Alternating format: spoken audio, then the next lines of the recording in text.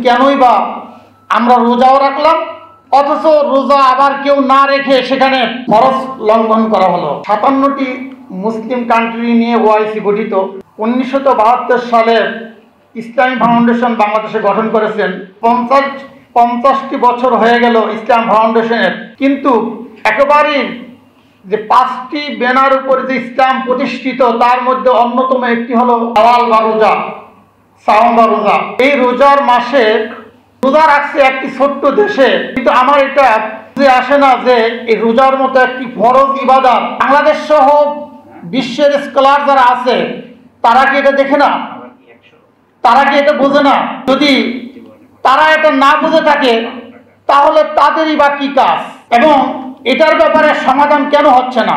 আমরা যারা কথা বলছি, যারা আলোচনা করছি, কোরআন এবং হাদিসের বাইরে তো কোনো কথা নাই এখানে, কিন্তু কেনই বা আমরা রোজাও রাখলাম অথচ রোজা আবার কেউ না রেখে সেখানে ফরজ লঙ্ঘন করা হলো। বলা হয়েছে যে একটি রোজা ভাঙলে 60টি রোজা করতে হবে কাফারা। তাহলে এটিকে আদৌ সঙ্গে তাদের হচ্ছে, আমরা যারা করতেছি না তাদের হচ্ছে, অথবা যারা করছে তাদের হচ্ছে। এই বিষয়টা আমি ঊর্ধ্বতন রাষ্ট্রীয় সহ সকল পর্যায়ে দায়িত্বশীল বৃন্দদেরকে অনুরোধ করব এই সমস্যার সমাধানটা করা, যাতে করে আমরা যারা ইবাদত করি, ফরজ ইবাদত করি, আমরা যেন গুনার ভাগী না হই।